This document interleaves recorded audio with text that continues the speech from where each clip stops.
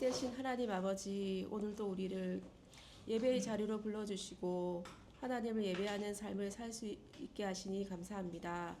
추운 겨울 동안도 건강을 지켜주셔서 봄을 맞이하게 하시고 3월이라는 새로운 시작의 시간을 허락하심을 감사합니다.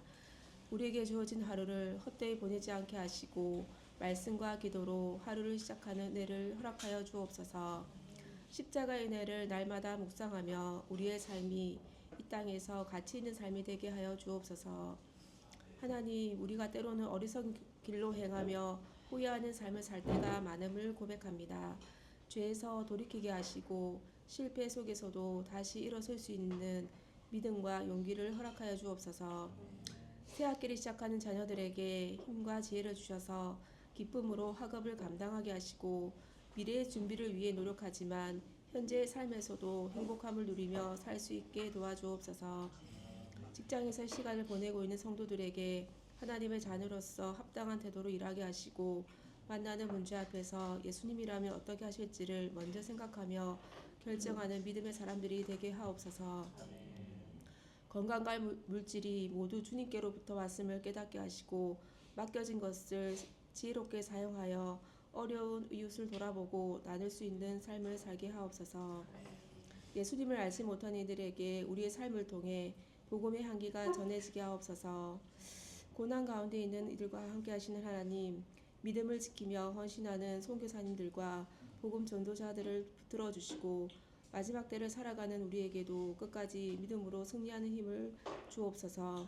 작은 말 소리 교회로 모인 우리의 공동체를 붙들어 주셔서 믿음이 더욱 굳건해지게 하시고 주님을 향한 사랑이 날로 깊어지게 하시며 주님께 칭찬받는 교회가 되게 하옵소서. 먹고 일하고 쉬는 모든 일상 속에서도 하나님께 감사하는 마음을 잃지 않게 하시고 하루하루를 소중히 여기며 기쁨으로 살아가게 하옵소서. 예배를 통해 부어주실 은혜를 사모합니다. 이 시간 우리의 마음을 열어주시고 말씀으로 새롭게 하여 주옵소서. 모든 말씀 우리 주 예수 그리스도의 이름으로 기도드립니다. 아멘. 또 내가 봄에 천사가 무저갱의 열쇠와 큰 쇠사슬을 그의 손에 가지고 하늘로부터 내려와서 용을 잡으니 곧 옛 뱀이요 마귀요 사탄이라 잡아서 1000년 동안 결박하여 무저갱에 던져 넣어 잠그고 그 위에 인봉하여 1000년이 차도록 다시는 만국을 미혹하지 못하게 하였는데 그 후에는 반드시 잠깐 노일이라. 또 내가 보좌들을 보니 거기에 앉은 자들이 있어 심판하는 권세를 받았더라.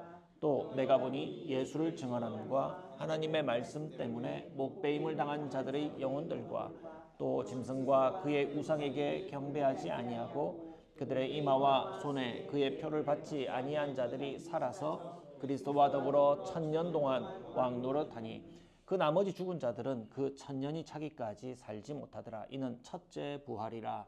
이 첫째 부활에 참여하는 자들은 복이 있고 거룩하도다. 둘째 사방이 그들을 다스리는 권세가 없고 도리어 그들이 하나님과 그리스도의 제사장이 되어 1000년 동안 그리스도와 더불어 왕 노릇하리라. 1000년이 참에 사탄이 그 옥에서 놓여 나와서 함께 읽겠습니다. 나와서 땅의 사방 백성 곧 곡과 마곡을 미혹하고 모아 싸움을 붙이리니 그 수가 바다의 모래 같으리라.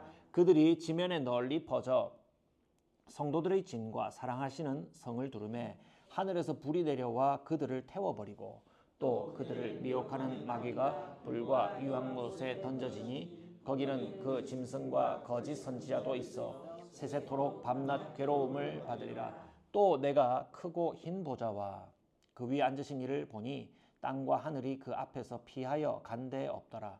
또 내가 보니 죽은 자들이 큰 자나 작은 자나 그 보좌 앞에 서 있는데 책들이 펴 있고 또 다른 책이 펴졌으니 곧 생명책이라. 죽은 자들이 자기 행위를 따라 책들에 기록된 대로 심판을 받으니 바다가 그 가운데서 죽은 자들을 내주고 또 사망과 음부도 그 가운데서 죽은 자들을 내주매 각 사람이 자기의 행위대로 심판을 받고 사망과 음부도 불못에 던져지니 이것은 둘째 사망 곧 불못이라. 함께 읽겠습니다. 누구든지 생명책에 기록되지 못한 자는 불못에 던져지더라.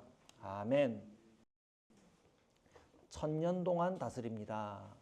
1000년 동안 다스립니다는 제목으로 제가 묵상한 것을 정리해서 여러분들과 함께 먼저 나누도록 하겠습니다. 여러분 왕이 되는 상상을 해보신 적 있습니까? 최근에는 없겠죠. 어릴 적에 동화를 많이 읽을 때는 왕이 되는 상상을 저는 곧잘 했습니다.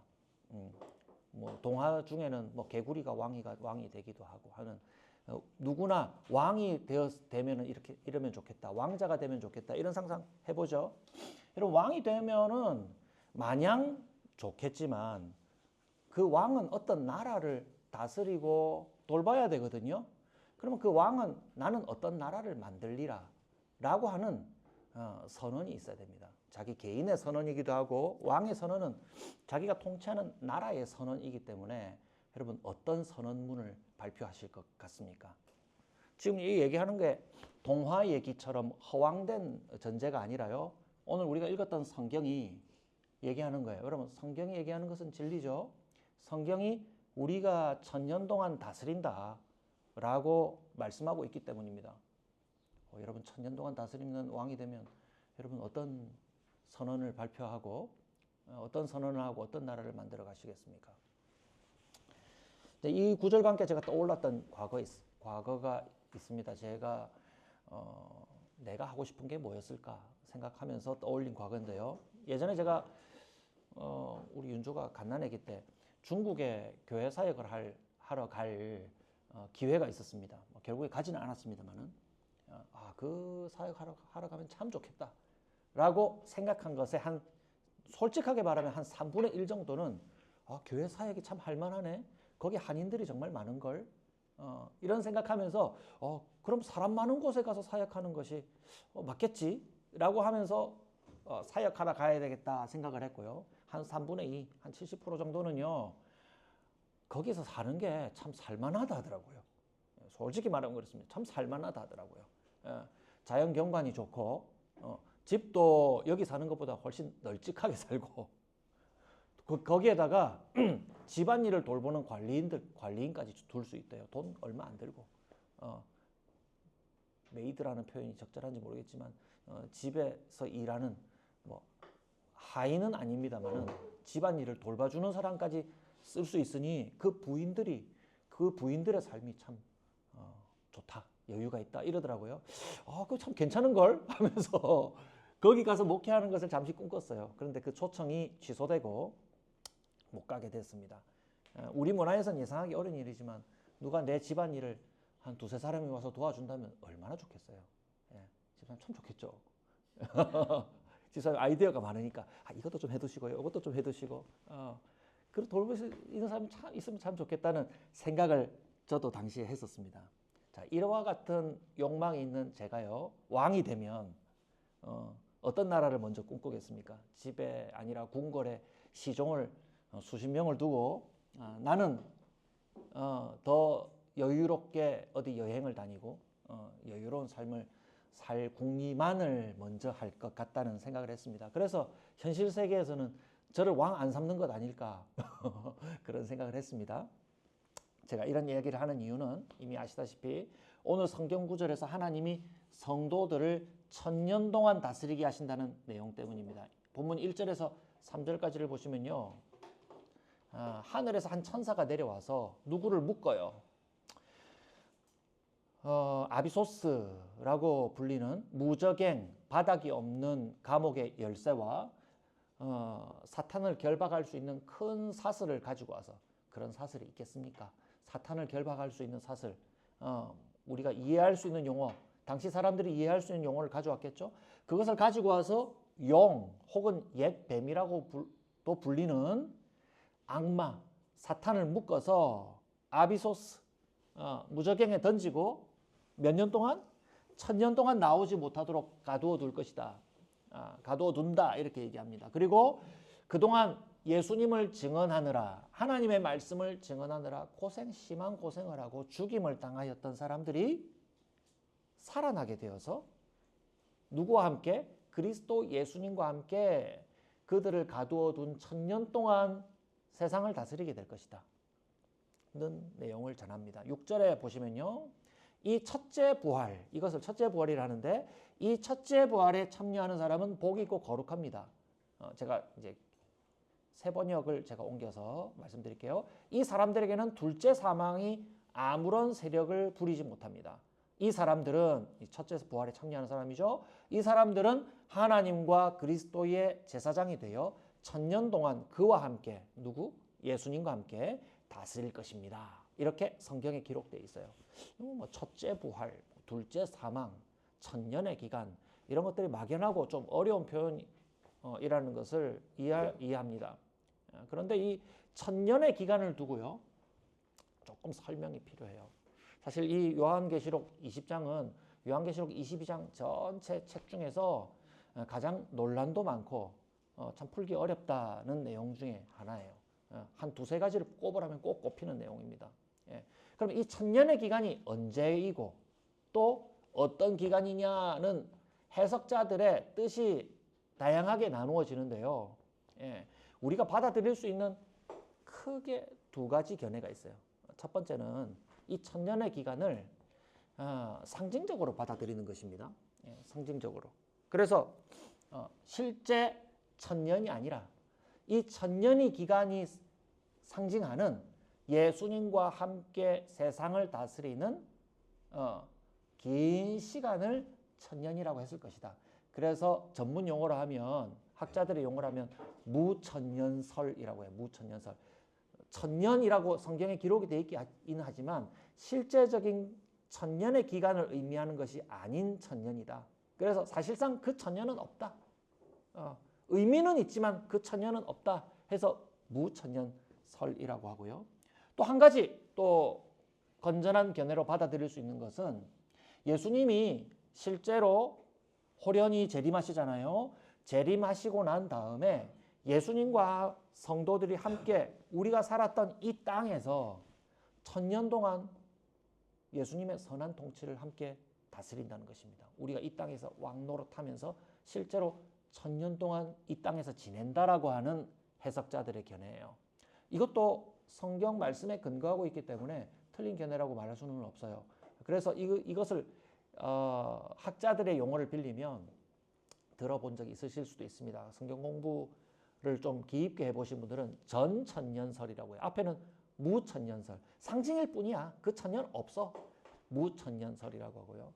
두 번째 또 받아들일 수 있는 건전한 견해가 방금 말씀드린 예수님이 재림하시고 난 다음 실제로 여기서 1000년의 기간 동안 우리가 통치해 다스려 라고 하는 전천년설. 그래서 저는 왜 이름을 전천년설 이렇게 붙였는지 모르겠는데 아마 영어를 옮기면서 우리가 이해하기 어려운 용어가 돼버린 거예요. 전천년설이라고 하는 것보다 더 좋은 표현은 천년절, 천년전 재림설 이렇게 해야 의미가 더 좀 이해가 돼요. 전천년설 하면 천년이 앞에 있다는 것인지 예수님 오신 다음에 있다는 것인지 좀 헷갈리잖아요. 그래서 전천년설 하면 예수님께서 1000년 전에 재림하신다는 것. 그러니까 예수님이 재림하시고 난 다음 1000년 동안을 재림하시고 난 다음에 1000년 동안을 예수님과 함께 다스리는 기간이 있다. 라고 믿는 이 두 가지가요. 우리가 성경을 근거로 건전하게 받아들일 수 있는 견해입니다. 그런데 이 견해를 두고 여러분 이단도 많이 발생한다는 얘기 많이 들으셨죠? 요한계시록을 이용해서 이단들이 많아요. 그래서 여러분 누군가 이제 요한계시록 가르쳐 줄게 해서 들을 기회가 있다면 들을 기회를 안 만드시는 게 저는 좋겠다라고 권해드리는데 궁금한 거 있으면 저한테 물어보세요. 그리고 여러분 친한 목사님들이나 선배들한테 물어보시고 여러분 스스로 책을 읽어보시고 그렇게 하면 좋고 누가 가르쳐 줄게 하면 굳이 찾을 필요도 없어요. 저한테 물어보세요. 누군가 요한계시록을 가지고 다른 견해를 전할 때 우리가 주의해야 될 크게 두 가지 견해가 있어요. 하나는 아까 예수님이 재림하시고 난 다음 1000년 동안 다스린다라고 하는 그 견해를 조금 바꿔가지고요.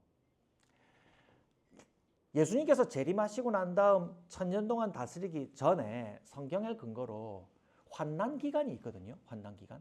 1000년 전에 성도들이 경험하게 될 그 환난의 기간을 7년이라고 가정하고 그 7년 동안 성도들은 이 땅에 있는 남은 사람들은 그 극심한 환난은 다 당하는데 여러분들은 당할 필요가 없어요.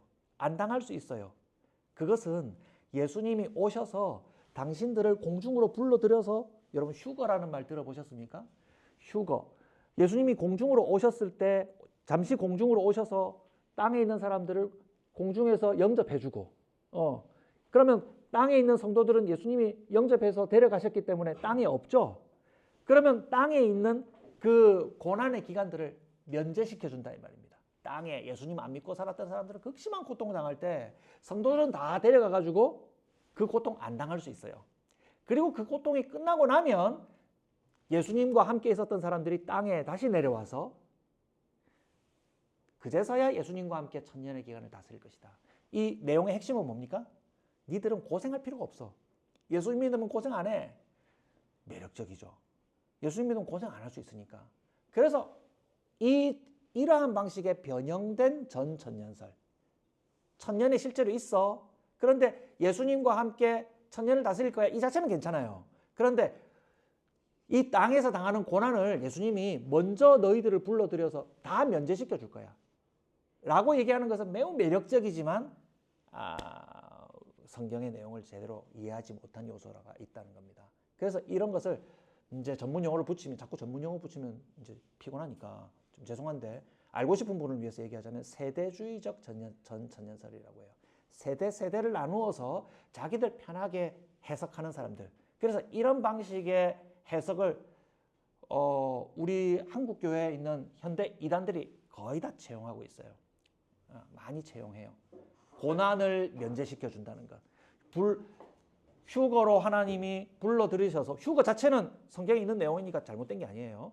휴거로 불러들여서 상당 기간을 두고 있다가 나중에 재림을 다시 한 번 더 하셔가지고 그제서야 천년의 왕국이 이루어질 거야 라고 얘기하는 내용들을 이제 이단들이 많이 사용한다는 겁니다. 예. 그러면 예수님은 어떤 번거로움이 발생하냐면 그냥 한 번에 재림하시면 되는데 재림을 2차에 걸쳐서 하셔야 돼요. 처음에 재림해서 고난 안 당하게 하려고 성도들을 한번 1차적으로 데려가시고 고난 당하는 기간이 상당히 지나고 여러분 방향 이쪽이지 지나고 난 다음에 그제서야 지상에 본격적으로 재림하시는 2차 재림이 필요한 거예요. 1차적으로 오시고 2차적으로 오시고 이렇게 나누는 이유는 뭐냐면 우리한테 고난 덜어주려고. 성경에 그런 내용은 근거가 없습니다. 예. 그리고 하나만 더 얘기하면 후천년설이에요. 후천년설.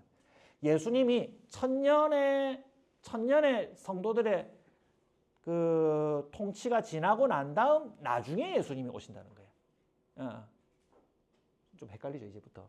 천년의 통치가 있긴 있는데 예수님이 재림이 아직 여러분 방향이죠. 예수님이 재림 아직 안 하셨고 재림을 아직 안 하신 상태에서 천년이 지나고 난 다음 예수님이 그제서야 재림하신다는 것. 이런 것은 어떤 거냐면 천년의 통치 기간은 행복한 시간이에요, 괴로운 시간이에요? 행복한 시간이거든요. 점점 세상이 유토피아적으로 하나님의 복음과 하나님의 나라적인 개념에서 기준에서 점점 더 하나님 보시기에 아름다운 모습으로 점점 발전하다가 최상의 모습이 됐을 때 예수님이 재림하신다는 이론이에요. 예. 여호와 증인이 좀 비슷하고요. 똑같지는 않습니다만 좀 비슷한 개념인데 점점 이 세상이 좋아지다가 예수님이 마지막에 오신다는 거죠. 이게 성경에 정면적으로 반대되는 겁니다. 여러분 세상은 점점 가면 갈수록 주님이 우리에게 주신 말씀과 하나님 나라에 대해서 점점 낙관적으로 아름답게 변할까요? 삭막하게 변할까요? 점점 더 삭막해집니다. 그래서 성경의 메시지는 말세가 될수록 사람들은 점점 더 교만해지고 점점 더 자기를 더 사랑하게 되고 돈을 사랑하게 되고 경건해집니까? 불경건해집니까? 점점 더 불경건해진다는 것이 세상의 메시지거든요. 그래서 이 후천년설도 받아들이는 것이 옳지 않습니다. 그래서 여러분 이제 뭐 이단 분별법 하나 이 주제와 관련돼서 이단 분별법 하나 가르쳐 드린다면 고난을 면제시켜줘. 벌써 이 사탕 냄새가 많이 나죠. 예, 고난을 면제시켜줘. 라고 하는 것은 이단. 또 하나 더 얘기하면 여러분 이미 알고 있는 것처럼 요한계시록에 있는 이 숫자들은 모두 문자적으로 이루어질 거야. 14만 4천이 그대로 문자적으로 이루어질 거야. 라고 얘기하는 것도 이단이에요. 이단. 그리고 세대주의라는 말에서 여러분 알 수 있는 것처럼 재림하시는 날짜가 예정돼 있다. 그것을 우리 교회 공동체에 주님이 비밀스럽게 알려주셨다. 우리 공공연히 얘기해 주지는 못하지만 우리는 알고 있다. 그때를 준비하자라고 하는 것도 이단이에요. 예. 그래서 시간을 나누어서 그 때를 알려줄게. 그때 우리 제한된 사람이 되도록 준비하자. 이것도 세대주의적 전천년설을 추종하는 사람들의 고의적인 오류입니다. 예. 자, 이 정도 얘기하고요. 우리가 받아들일 수 있는 이론은 크게 두 가지라 했어요. 첫 번째, 예수님의 재림의 때에 전천년설, 천년이 실제로 있다는 것을 가정할 때에도 휴거가 있습니다. 휴거가 있다라고 믿어요. 성경에 기록되어 있어요. 데살로니가 전서에 보면 휴거가 나옵니다. 그래서 성도들을 공중으로 예수님께서 불러들여서 예수님이 성도들을 공중에서 만나 주셔서 바로 그때에 함께 지상에 재림하세요. 그러니까 예수님은 재림을 몇 번 합니까? 재림 한 번. 재림 한 번 하실 때 성도들을 불러 모아서 공중에서 영접하고 함께 한 번에 재림하셔서 그때로부터 천년의 왕국이 이루어진다. 건전한 이론, 성경에 있는 내용을 최대한 그대로 믿고 싶어하는 성도들의 아주 순수한 신앙. 우리 선배들, 우리 선조들, 순교했던 우리 신앙 선배들이 이 가설을 많이 믿었어요. 그리고 둘째 우리가 받아들일 수 있는 것은 이 천년의 기간도 역시 상징이에요. 라고 믿는 견해입니다. 예. 그래서 이 천년의 기간은 상징이기 때문에 천년의 시간은 예수님이 처음 오셨을 때 이미 시작됐어요. 예수님이 처음 오셨을 때 언제입니까? 2000년 전에 아기의 모습으로 태어나셨을 때 이미 천년이 시작되었고 그 천년의 마침은 언제 이루어진다? 예수님이 재림하실 때 천년이 완성된다. 그럼 우리가 살고 있는 이 시간도 역시 천년의 범위에 포함되는 거죠. 그래서 성경이 말하는 사실상 천년의 기간이라는 것은 존재하지 않고 우리가 사는 지금이 바로 천년이다 라고 하는 이 가설이 무천년설이에요. 예. 저는 어느 쪽을 지지할 것 같습니까? 제가 답을 얘기하지는 않을게요. 우리 중에는 전천년설을 지지하는 분도 있을 것이고 또 무천년설을 더 좋아하는 분도 있을 수 있습니다. 제가 참고하는 그 참고서가 크게 두 개를 메인으로 보고 있는데 한 권의 두꺼운 참고서는 전천년설을 지지하고 또 한 권의 책은 우리 현대에 공부하신 목사님이 쓴 책인데 그 책은 또 무천년설을 지지해요. 뭐 옛날과 현대를 구분하는 게 아니라 거의 나란히 견해가 있기 때문에 어느 쪽을 해도 괜찮아요. 자, 어느 쪽도 맞다고 결론 내려서 제가 어느 하나를 정해주지 않아서 조금 이제 아쉽지만 어느 쪽을 선택해도 괜찮다는 걸 말씀드리고요. 그럼에도 불구하고 성경이 이 천년의 다스림이 있다라는 이 메시지를 가지고 우리에게 주고자 하는 메시지는 결코 흐릿하지가 않아요. 명확한 메시지가 있어요. 뭐예요? 성도가 그리스도 예수님과 함께 천년의 기간이라고 말할 수 있는 시간을 우리가 다스린다는 사실이에요. 예. 그 천년이 지금이든 그리고 예수님이 오셔서 본격적으로 그 완벽한 천년이 시작된다라고 믿든 그 두 가지 중에 어떤 걸 택하든지 간에 우리는 예수님과 함께 이 세상을 상당한 기간을 다스린다라고 하는 그 사실은 틀림이 없어요. 틀림이 없어요. 그런데 이제 우리가 살고 있는 이 시간도 역시 예수님과 함께 다스리는 기간이라는 것을 우리가 생각할 때 예수님과 함께 성도들이 이 땅에서 왕처럼 다스린다라고 하는 데 있어서 조금 이해가 안 된다라고 얘기하실 수 있는 성도님도 있으실 수 있다는 생각이 듭니다. 여러분 지금 왕처럼 다스리고 있어요? 왕처럼 다스리는 삶을 살고 있습니까? 왕처럼 다스리기에는 내 삶에는 여전히 고난도 있고 갈등도 있고 해결해야 될 문제도 많고 왕처럼 행세하지 못하는 것 같다는 생각이 많이 들지 않습니까? 제가 이 문제를 두고 고민을 했어요. 이 문제를 해결할 수 있는 천년의 본질이 뭘까? 라는 생각을 해봤습니다. 아까 제가 말씀드린 것처럼 만약 저한테 왕처럼 다스릴 수 있는 권한과 능력이 주어진다면 저 같은 사람은 저를 위해서 이 모든 권한과 능력을 저를 위해서 사용하는데 다 사용하는데 집중할 것 같다라고 말씀드렸죠. 나의 갈등은 해결하고 나의 기쁨을 이루는데 집중하는데 무엇에는 관심을 두지 않습니까? 다른 사람의 갈등을 해결하고 다른 사람의 기쁨을 해결하는 데는 관심을 두지 않는 왕노릇을 할 것 같다 이 말입니다.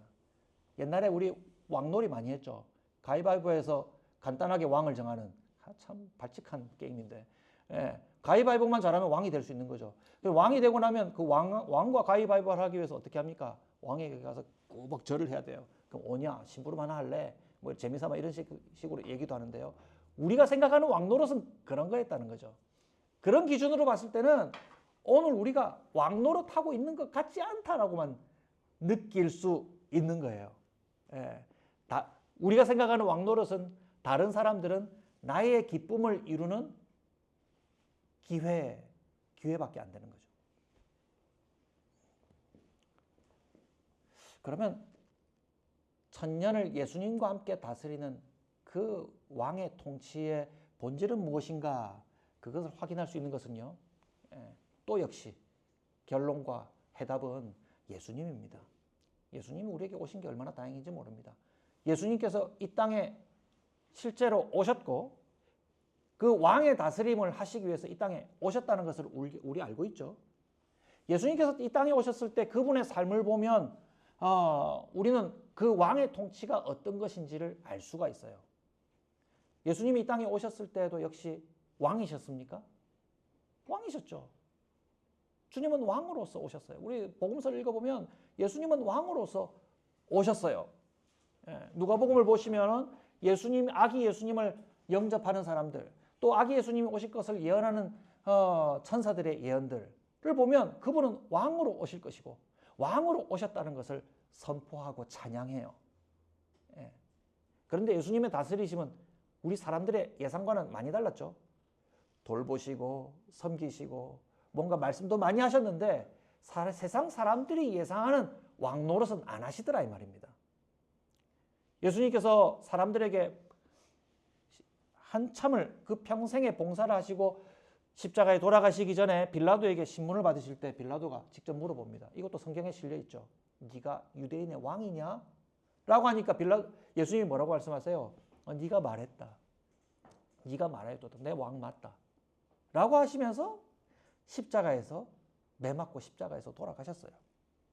그러니까 예수님께서 이 땅에 오셔서 하신 왕노릇은 사람들을 위해서 자기의 삶을 희생하고 자기의 시간과 물질을 사용하면서 나중에는 자기의 몸을 사람들이 당해야 될 죄에 대한 대가를 치르시고 십자가에서 돌아가시는 희생을 치르시기까지 사람들을 사랑하고 돌봐주신 것. 이것을 진정한 왕의 왕노릇으로 보여주신 겁니다. 우리가 생각한 것처럼 세상 사람들이 모든 사람들이 평범한 상식처럼 여기는 왕노릇, 사람들을 자기의 기회로 여기는 그런 방식의 삶을 살지 않고 그들을 끝까지 사랑하시며 희생하시며 섬기신 거예요. 그런 점에서 그리스도와 함께 다스리는 천년은요, 나는 지금 예수님과 함께 다스리는 삶이 아니야 라고 우리는 생각할지 모르겠지만 예수님과 함께 다스리는 그 천년이 갈등이 없는 천년이 아니라 주님의 세상을 돌보시는 그 다스리심처럼 갈등도 감수하는 천년이었다는 것을 우리는 알 수가 있어요. 전천년주의를 믿는 사람들이 갈등 없는 천년의 통치가 있다는 것을 믿는 것도 존중하고, 그리고 무천년을 믿는 사람들이 지금이 무슨 천년이야?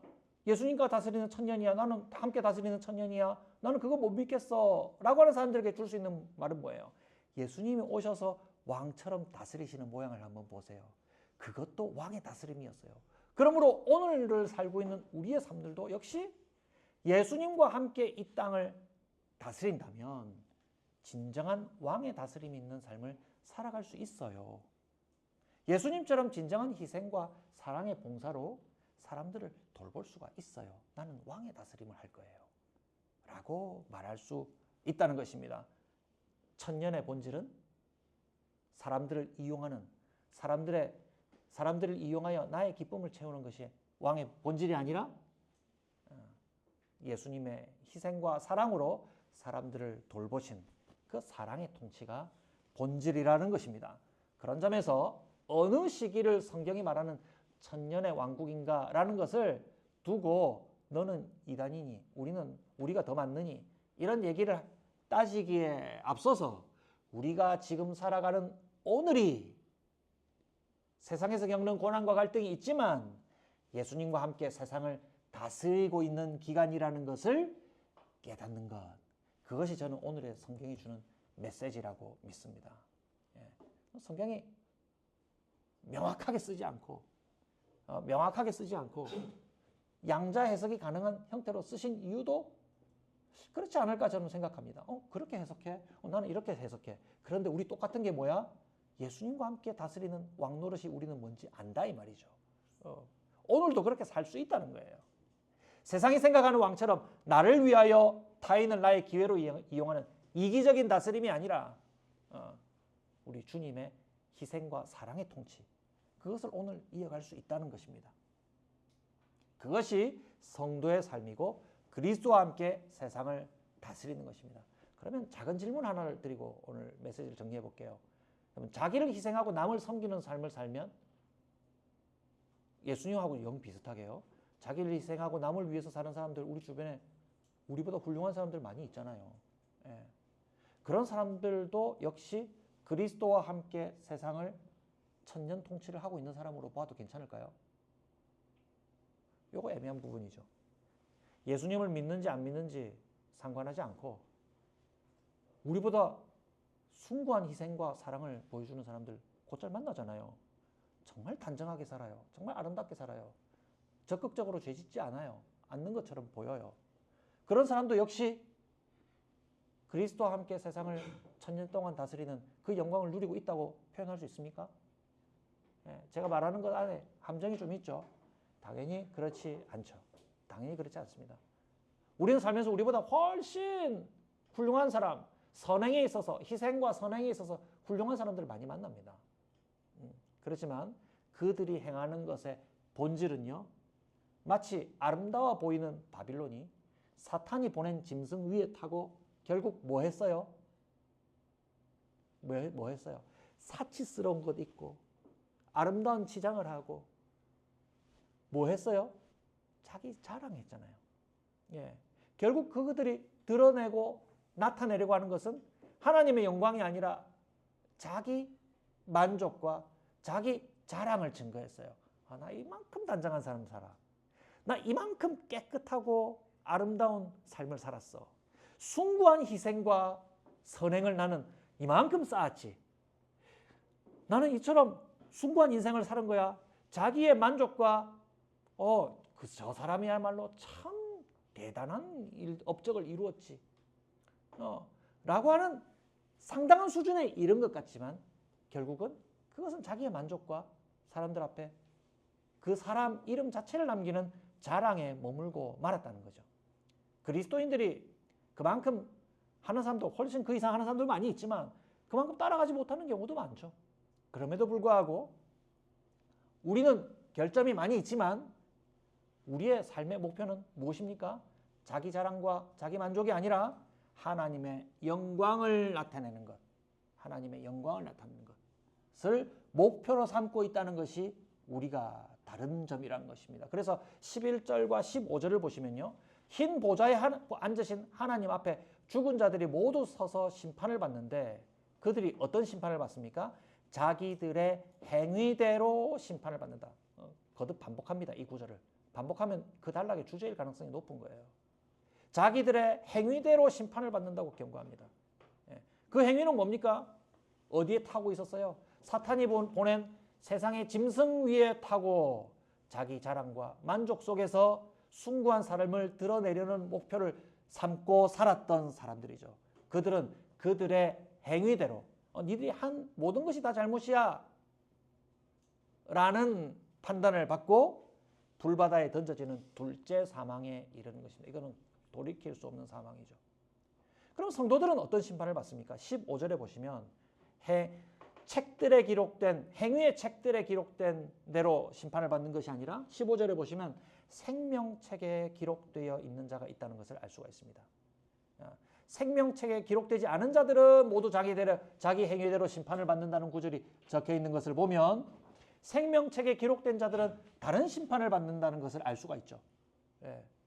그래서 본문에는 정확하게 자구를 옮기고 있지 않지만 같은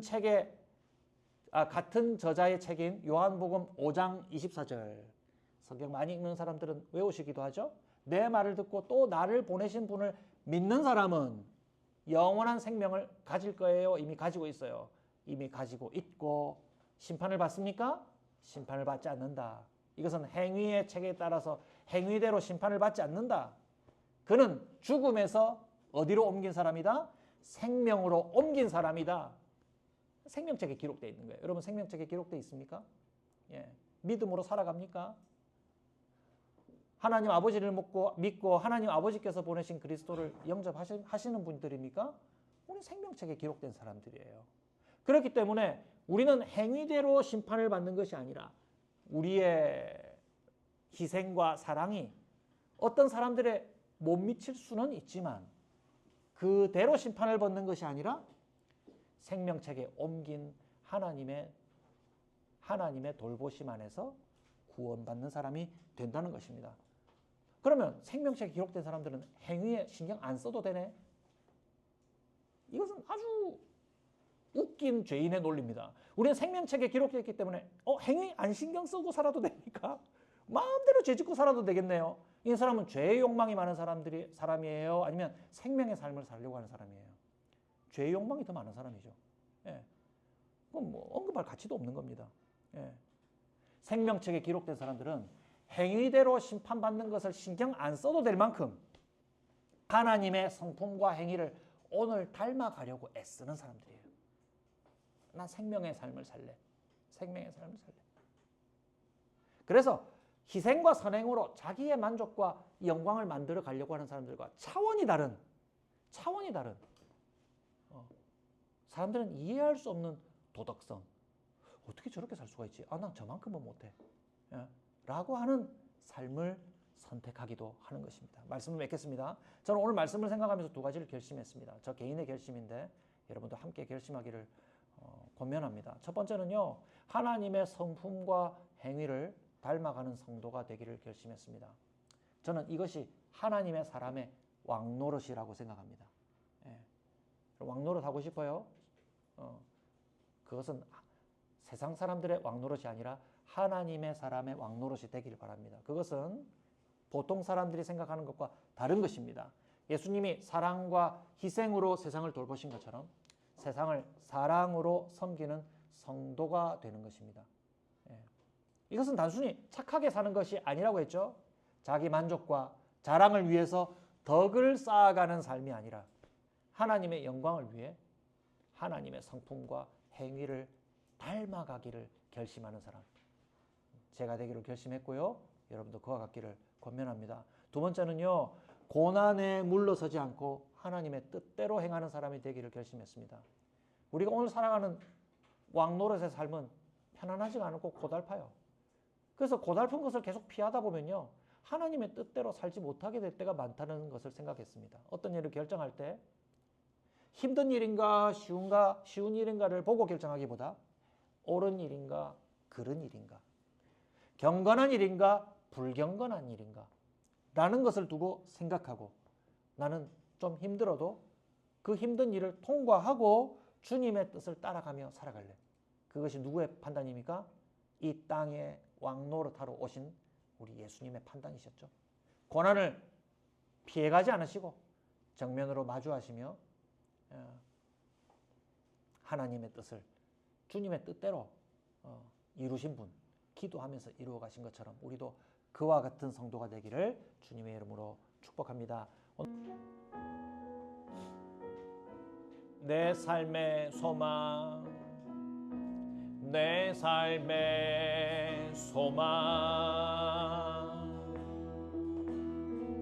내가 바라는 한 분, 예수 닮기를 예수 닮기를 내가 원하네. 한없는 사랑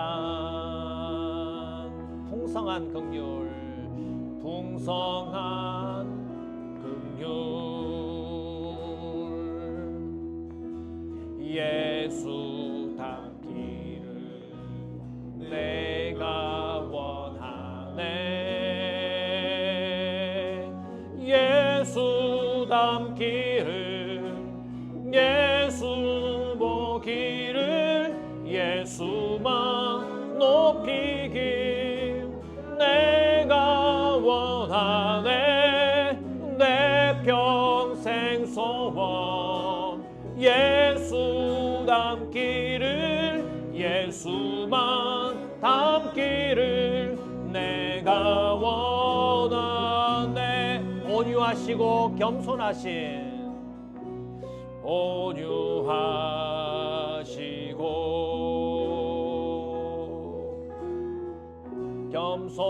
겸손하신 성품 예수 닮기를 내가 원하네. 자비하시고